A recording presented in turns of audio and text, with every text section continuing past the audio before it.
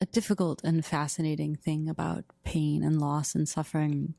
I grapple with this a lot in the book. You never want to be facile about it, and how what doesn't kill you makes you stronger, this kind of thing. But of course, it is the case that a lot of the deepest things we learn about life and learn about ourselves and learn about our friends and one another, and frankly, just about the very mysterious operations of the cosmos, come in moments of real pain.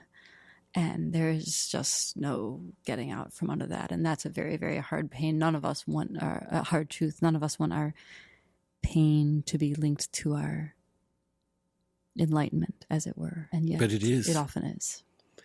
And when you create a culture, as we have, that's pathologically attempting to avoid suffering of any kind, whether that be through the miracles of modern medicine, the miracles of narcotics and all the rest of it, and also just middle-class comfort or material, just that sense of buffetness, you slowly take, obviously there are exceptions, but compared to what people used to live through, in which these kind of calamities happened much more regularly than they do now. The idea of having a child was a life and death situation for women for most of human existence. Disease, war, just the vicissitudes of life came at people at a far more powerful. We have, as a species, we've tried to protect ourselves as much as we possibly can, but at the expense of something, at the expense of being kept in touch with the core reality of our lives, which of course leads most people to religion, to the consolations of eternity, essentially, in the face of mortality, which we have also lost track of. Not entirely, obviously. Like, your partner is an example of someone who, but I don't know how I could have gotten through all that stuff in my 20s and 30s without God. I just can't. And I know for a fact that I gave up on him, but he picked me back up. And in some ways, it seems to me that this is, and it's so weird in the current context to talk about Christianity, but this is fundamental truth of Christianity. Extreme suffering is you're closer to God in those experiences of your profound recognition of your utter lostness, your utter weakness, your utter vulnerability. That is when we are jolted into our real consciousness. I say there's a certain amount of passion. I'm not saying that I live that every day. I don't. I've lived it like maybe 3 or 4 days of my life, but that's living.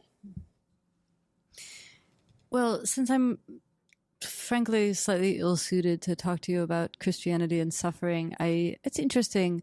I agree with you, but I also have to say it's a very strange thing about our culture. Like, yes, obviously you are right that we are profoundly coddled in many ways, and we go to extraordinary lengths to avoid trauma and suffering. And that is everything from kind of extreme measures at the end of life to, turn up the air conditioning 1 degree.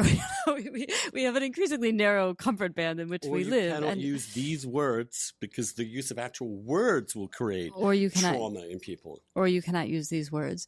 But what's strange is that I think we also live in a culture, and maybe these two things are quite related actually, but I think we also live in a culture that to some extent really valorizes suffering and trauma and is quite uncomfortable with happiness, and certainly does not focus on it as a kind of deep desideratum of life and something we should be striving for. Happiness, I think so. I think that I think this in part because it's so funny. We were just talking about how my book was not received as a lesbian memoir. It was not, and so I didn't get any of the.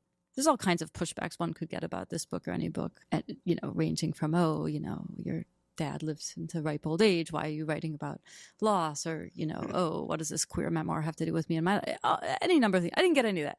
I'll tell you what I got with surprising regularity was, oh, come on. You can't really have been so happy, right? Your family of origin couldn't have been that happy.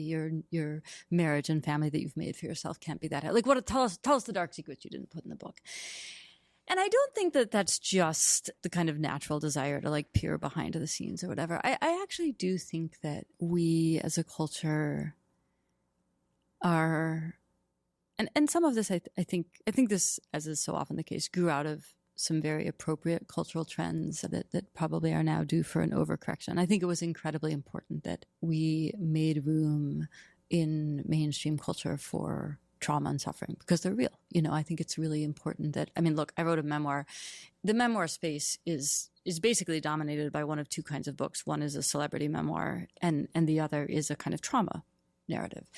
And I don't say that disparagingly. I too would like to be Michelle Obama. And I don't say it disparagingly about trauma memoirs either. I think it's incredibly important. I mean, look, the AIDS memoir falls into this category. The coming out memoir falls into this category. Now that category looks a lot more like, books like Educated or The Liars Club or The Glass Castle that are stories about profoundly broken homes that do enormous amounts of damage to children. And do I think it's incredibly important that we told those kinds of stories? Absolutely, unquestionably.